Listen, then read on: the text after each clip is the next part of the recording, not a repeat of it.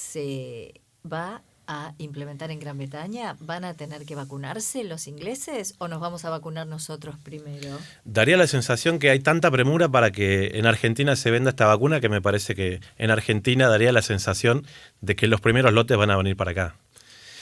Para hablar un poco más de esto nos ponemos en comunicación con Mario Borini, él es médico epidemiólogo, hemos estado en comunicación con el doctor Borini desde hace algún tiempo porque tiene investigaciones realmente muy interesantes y no comparte la mayoría de los puntos de vista a través de los cuales en la República Argentina, desde el inicio del aislamiento social obligatorio y, lógicamente, desde esta ley de vacunas que acaba de aprobar el Senado argentino esta semana, daría las condiciones para que los laboratorios nos vendieran estas vacunas sin que supiéramos del todo qué es lo que contienen. Doctor Mario Borini, te saludo desde el estudio de Radio del Plata en la ciudad de Buenos Aires. Aquí estoy con mi colega Gloria Beretervide. Me sale un poco mal. ¿Cómo estás? Gianni, Gloria, ¿qué tal? ¿Cómo les va? Muy bien. ¿Dónde estás, doctor, en este momento? En este momento estoy pasando Pilar, en la Ruta 8. Doctor, bueno, me imagino que has seguido lo que pasó esta semana en el Congreso argentino. ¿Cuáles son tus impresiones? Completamente y con gran preocupación. Ya parecía imposible que alguien hubiera elaborado este expediente 5072 como proyecto de ley, el que entró por diputados. Parecía imposible que alguien lo hubiera elaborado teniendo un mínimo de sensatez, de respeto por la gente y de consideración por el país. Sin embargo, se aprobó en diputados con solamente 8 negativas en 257 diputados que hay en el país. Pasó al Senado, y en el Senado, que hay 72 representantes de las provincias, lo aprobaron con 54 votos contra 14, o sea, con una enorme diferencia a favor de la aprobación. No deja de sorprender porque es un proyecto tan, yo no diría aberrante, porque aberrante es como que ocurrió algo que nos preocupa, pero que ocurrió como un hecho natural, podrías entenderse. Esto no, esto es un hecho político, o sea, elaborado con toda intención. El proyecto no cae del cielo. Así que hay una intención política acá que es completamente ajena a lo que nosotros hubiéramos previsto como un proyecto útil para la sociedad y contra la pandemia, ¿no? Doctor, vos perteneces a un grupo más grande que es epidemiólogos metadisciplinarios. Me imagino que tienen una visión común en relación a todo esto. Incluso me pareció leer algo tuyo diciendo que en caso de que la vacuna sea obligatoria o forme parte del plan de vacunación, ¿sería una especie de actitud coercitiva? Sí, o sea, si es obligatoria, lo es en función primero de que se colocó en el calendario a través del gobierno de Cristina en el Ministerio de Mansur una cantidad de vacunas que superan en el calendario a los calendarios de otros países, pero en forma holgada.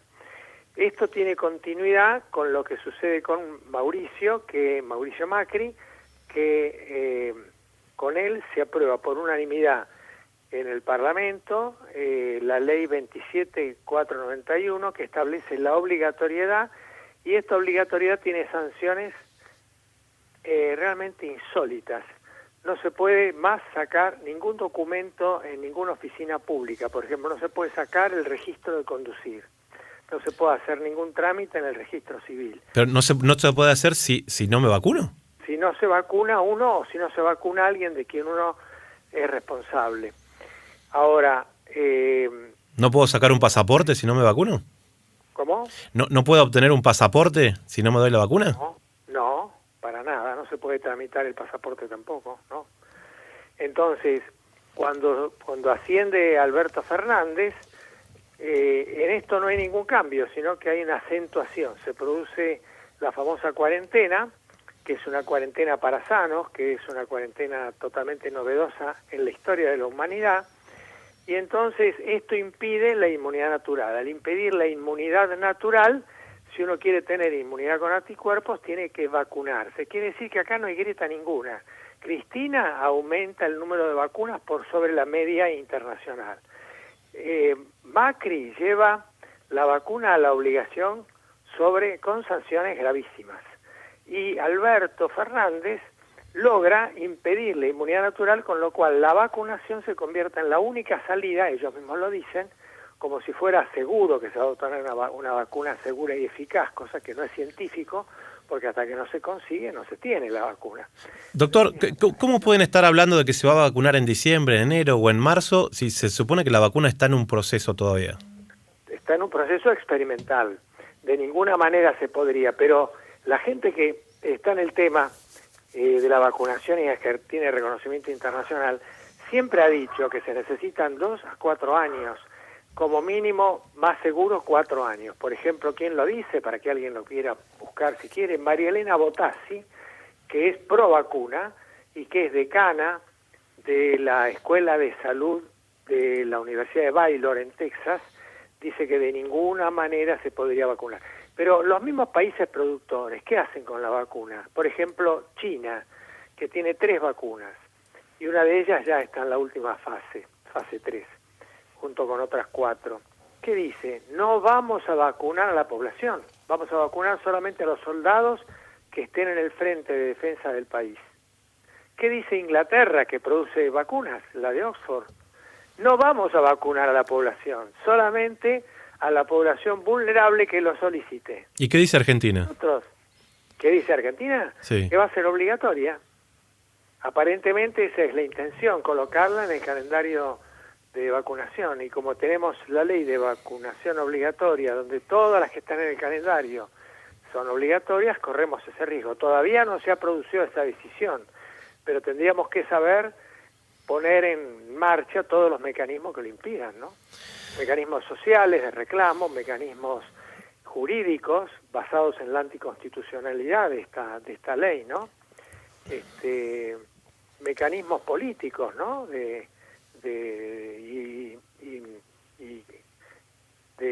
acción sobre el Poder Ejecutivo, sobre el Poder Legislativo, para que revisen, para que impidan que esta ley, para que impidan que la vacuna se universalice obligatoriamente, porque eso conspira contra el artículo 42 de la Constitución Nacional. ¿Qué dice qué? Y además conspira contra todas las normas que aseguran el consentimiento informado. En el artículo 42, que es muy utilizado por las organizaciones de consumidores, dice que nadie residente en el país está obligado a consumir, a incorporar ningún producto del cual no dé su pleno consentimiento y del cual tenga pleno conocimiento. Doctor, y acá se sancionó una ley que dice que va a ser confidencial la composición de la vacuna. Había diputados del oficialismo que decían que, bueno, digamos, va a ser secreta y confidencial para la población, pero que el Estado va a tener conocimiento de qué es lo que está comprando. ¿Alcanza con eso? No cumple para nada. El consentimiento informado es de la persona. Y el artículo 4, el 42, no hace acepción de personas, no dice las personas no. Dice todo residente en el país. Doctor, hoy escuchaba a la doctora Cohen, que es una médica argentina que trabaja justamente en la investigación de la vacuna de COVID en Inglaterra, y ella decía, la vacuna que estamos desarrollando tiene una duración, vamos a decir, de 6 meses. O sea, la gente tendría que vacunarse 2 veces al año por un virus que muta. O sea, ¿cómo sería eso? Claro, o sea, no hay ninguna seguridad de que dure ni 3, ni 6, ni 12 meses, no se sabe. Lo que sí se sabe es que la inmunidad natural, cuando el germen ingresa por la vía natural, se crea una inmunidad que puede ser permanente en algunos casos. Y si no fuera permanente, lo que es permanente en general es la memoria inmunológica, o sea, queda una memoria que ante el nuevo ingreso del mismo agente se activa y actúa muy eficientemente, cosa que la vacuna no logra. Y mucho menos si hablamos de inmunidad cruzada, ¿no? Donde la vacuna no va a tener inmunidad cruzada, lo más probable es que no la tenga, así que tiene que incorporarse, como pasa con la vacuna, con otras vacunas, donde hay que incorporar el germen que está en ese momento actuando para poder tener inmunidad. Pero si muta, esto hay que hacerlo todos los años o cada vez que haya revacunación. Pero, doctor, una pregunta casi personal. Yo soy profundamente alérgica. ¿Cómo me va a dar una vacuna cuyos componentes no conozco? Yo no me doy la vacuna contra la gripe porque la primera que la di me llevó casi a la tumba. ¿Qué pasa con los que somos alérgicos? Bueno, con la indicación médica de que está contraindicada, no debería vacunarse. Claro, pero si no sabemos qué droga tiene o cuál es la Bueno, composición, está contraindicada por falta de conocimiento acerca de la composición. es decir, que hay una ley que me protege contra esa vacuna. Por supuesto, el artículo 42 de la Constitución, y después están los tratados internacionales que están citados en el artículo 75, que aseguran la necesidad de contemplar los derechos humanos individuales. Doctor, ¿cuántos años tiene cuántos años tiene como médico epidemiólogo? Y empecé a estudiar epidemiología en 1985, así que había hecho cursos antes, ¿no? Pero empecé a ser docente de la Facultad de Medicina en epidemiología en el año 85. En realidad había hecho cursos antes en los años 75. ¿Se imaginó alguna vez vivir una situación como esta? Instituto Nacional de Epidemiología. ¿Se imaginó alguna vez vivir una situación como esta que estamos viviendo a nivel sanitario, pero también a nivel político en relación a esto que la Organización Mundial de la Salud considera una pandemia? No, en gobiernos constitucionales jamás he vivido una situación tan crítica como esta, considerando la pandemia, pero sobre todo no la pandemia por sí misma, sino por la respuesta de la política pública. Imaginemos que acá, cuando me preguntan, ¿así que la pandemia aumentó la pobreza en la Argentina? No, la pandemia comenzó por los países ricos, y en los países pobres del norte, del hemisferio norte, muchas veces no tuvo acción ninguna. Por ejemplo, en Nigeria, que tiene 200 millones de habitantes y tiene 5 muertos por millón. Argentina tiene más de 600 muertos por millón de habitantes. O sea, tenemos unas cuantas veces más. Claro. ¿Por qué Nigeria no tiene casos? Porque tiene una expectativa de vida muy baja, 54 años. Claro. Entonces, es evidente que la pandemia eligió los países ricos de alta expectativa de vida. Y ahí hubo mayor mortalidad. Cuando vino a la Argentina, nosotros subvertimos esa situación. A través de la política pública continuamos con la carrera de empobrecimiento. Quiere decir, si Cristina nos dejó con el 25% de pobres, Mauricio la llevó al 39% de pobres, y ahora Alberto ya está pasando el 50% y está aspirando a llegar al 62% de pobres a fin de año. O sea, acá no hay grieta ninguna desde estos dos puntos de vista. Desde la vacunación, con lo que contamos del calendario, la obligatoriedad y la cuarentena. Ahí están totalmente alineadas las gestiones. Y si vamos a la carrera de empobrecimiento, cada uno trata de superar al otro creando pobres. Así que de ninguna manera es la pandemia la que empobrece, sino la política pública. Acá el primer 10% de la población más rico perdió, según el INDEC, el 11% de sus ingresos. O sea, perdió dinero. Pero el 10% más pobre perdió el 29% de los ingresos. O sea que la política pública ha sido claramente empobrecedora, esto no se puede negar. Entonces esto de hablar de populismo, esto es una cosa, es un encantador de serpientes el que diga eso. Doctor Mario Borini, realmente te agradecemos muchísimo tu aporte, nos ayuda a dimensionar realmente la situación que estamos viviendo y a tener realmente más elementos, ¿no?, para tratar de tomar decisiones en el momento que nos toque enfrentarnos a la posibilidad de que esta vacuna, que puede llegar a venir de un laboratorio del Reino Unido, de Estados Unidos o de algún país europeo, pueda ser obligatoria en la República Argentina.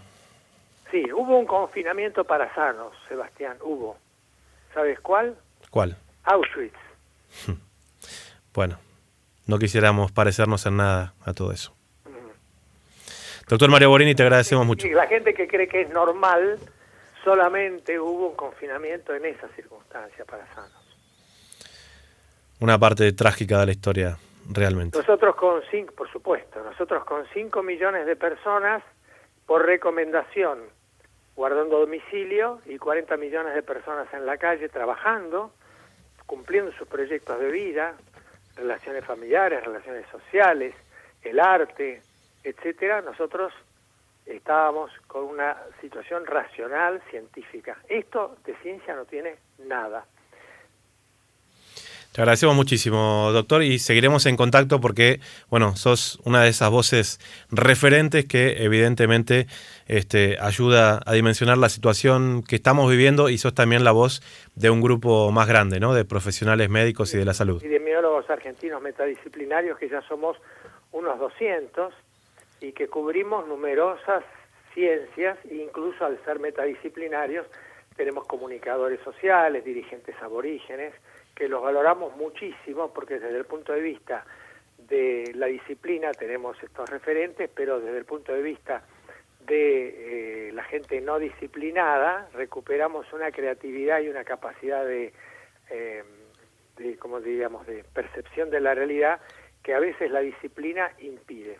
Y lo estamos observando porque muchísimos médicos, compañeros, están aceptando la política pública, aunque están de brazos cruzados en los hospitales parados que no funcionan y que solamente te operan o te atienden si vas con una urgencia gravísima. Si no, no hay lugar, de tal manera que las urgencias se van a postergar en su aparición porque no son atendidas, pero se van a convertir en urgentes con el tiempo, ¿no? Doctor Mario Borini, muchísimas gracias. Por Dios, hasta luego. Muchas gracias.